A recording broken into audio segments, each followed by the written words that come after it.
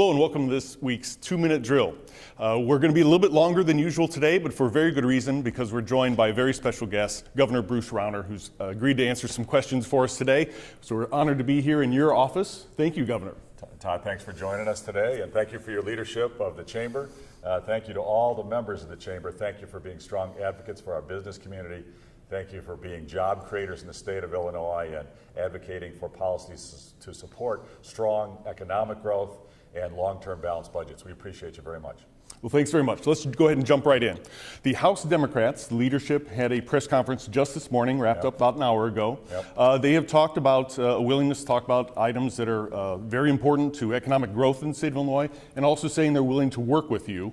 Granted, they started off with the press conference. Maybe a different process would have been the way to go. But tell me your reaction to the outreach from the House Democrats today. Well, unfortunately, the House Democrats under Speaker Madigan have been very resistant to true negotiations, true changes. They've attended some working groups over the last 2 years.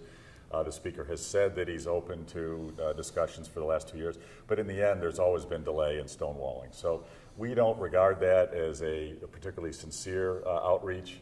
We're concerned that their timing is really designed to try to derail the good faith negotiations that we believe are going on in the Senate right now between Democrats and Republicans.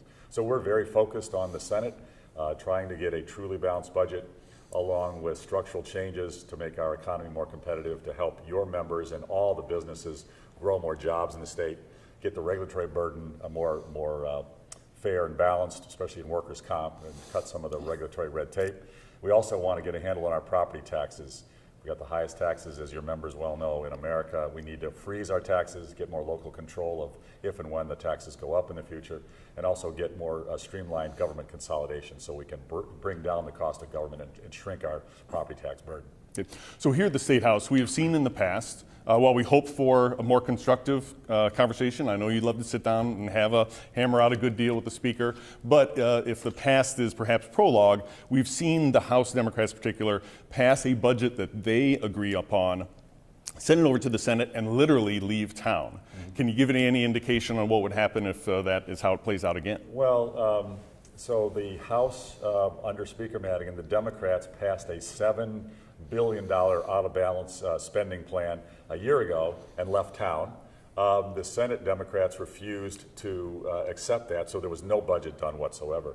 I think the Senate Democrats realized that more deficit spending and stopgap spending plans is not the answer. So we're focused on working with the Senate to try to get a balanced budget with structural changes to bring down property taxes and grow more jobs. And the good news is, if the Democrats and Republicans in the Senate can agree, I believe that House Republicans will mostly agree, and then there'll be a lot of pressure on House Democrats. And I know from private conversations that many of them are frustrated with being under the rule of the Speaker and believe that we need a balanced budget and don't think stopgap's the right answer. So hopefully we can encourage the House members to vote for it and pass it. So clearly discussions are much, much farther along with the Senate. Would you go so far as to put a percentage on likelihood of coming together to a deal by the end of this month? Obviously, you go into supermajorities if you go past June, but you still have 30 days to go ahead and continue to work on if need be. What's your best guess for when and how complete a deal it gets done? Well, the good news is I believe that we are close. It's certainly not done. There are some very important issues on the table. Unfortunately, Speaker Madigan has sent over special interest groups and lobbyists to rough up the Senate Democrats, encourage no deal. I think that the Speaker's preference is not to have a balanced budget with structural changes. He'd prefer the status quo. But the Senate Democrats, there looks like there's agreement around pensions, around procurement reform. They're working on the final differences, a resolution on education funding reform. The big things we've got to get done are around true property tax relief and property tax freeze with local control and true regulatory relief on businesses. And I believe that we'll get there. And we could get this done if things went well. We could get it done in a few days. But one way or another, we need to stay persistent. We need to compromise, respect each other, and work out a fair deal for taxpayers and a good deal for the long-term growth of the economy. Real quick, we also met just earlier today with some of our members, talk about the possibility for infrastructure investment. I know how much of a champion you are for investing in our transportation system. Yep. Likelihood we can get something done in 2017? Well, I can say this. I am a strong advocate for infrastructure investment. We need to improve our road system, our bridges, our entire infrastructure. We have been behind in investment there. I'd be willing to put significant new resources into that, and the sooner the better. I've said maybe we should have been working on an infrastructure plan simultaneous with getting a balanced budget. Some folks resisted that. But one way or another, I'm committed to, as soon as possible, having a major infrastructure improvement program. Very good. So last question. A lot of our viewers may not know this, but you have been working very hard together with Deanna, the First Lady, to go ahead and renovate the Executive Mansion, the Governor's House. Total disrepair, asbestos, all the problems that you could talk about for quite a while. You've actually moved out of the mansion into accommodations at the fairgrounds. Yep. So tell me about the renovations of the mansions and how you're adapting to the fairgrounds. Well, the governor's residence is an important asset. It can drive tourism and major economic growth. It can be a place where all of us together can recruit foreign dignitaries to invest in Illinois.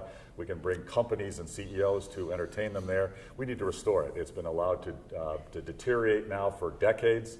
Roof leaking, basement flooding, et cetera. It's in horrible condition. A lot of the wood's rotten. So to fix it up, we couldn't stay there because of all the construction dust and some of the toxic materials that get released during that. So we've moved to the fairgrounds.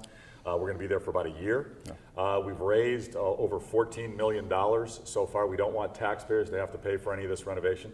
So it's going to be about a $15 million all-in project. So we're pretty well there on the financing.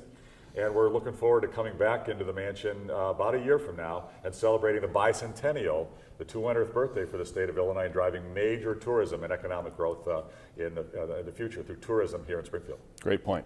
Governor, thank you very much, and thanks for all you do for the business community. Hang in there. We got your back. We appreciate it. Thanks for the support. Thanks very much, everybody. We'll talk to you again next week.